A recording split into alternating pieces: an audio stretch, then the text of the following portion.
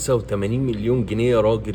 85 مليون جنيه. رامي ربيعة عايز من النادي الاهلي 85 مليون جنيه في موسمين علشان بس يرضى يجدد مع النادي الاهلي. هل ده مقبول؟ لا طبعا. هل رامي ربيعة اصلا يستاهل الرقم ده في السن ده وبالاداء ده؟ اكيد لا طبعا.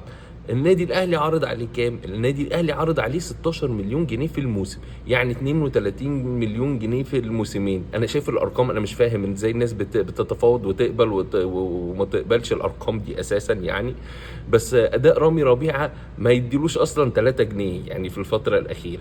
طب النادي الاهلي عرض كام؟ النادي الاهلي عرض 32 مليون جنيه، يعني بواقع 16 مليون جنيه في الموسم، وده رقم اصلا كبير جدا على رامي ربيعه، ورامي ربيعه اوريدي رفض الرقم بتاع النادي الاهلي ده. طيب في مفاوضات تانية؟ ايوه رامي ربيعه عنده مفاوضات تانية، وفي ناس بتتكلم معاه من بيراميدز، وتقريبا الاتفاق قرب ينتهي لان هم عارضين عليه مبلغ كبير برضه ما يستاهلوش، اللي هم 54 مليون جنيه.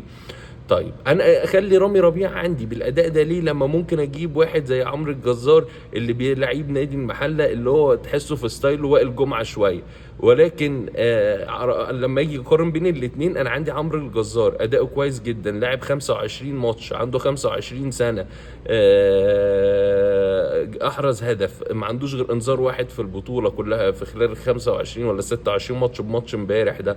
فلا انا اجيب عمرو الجزار اللي هو يديني مستقبل واقدر ابني عليه واديله الثقه وهكذا. انما رامي ربيعه عايز 85 مليون جنيه من النادي الاهلي؟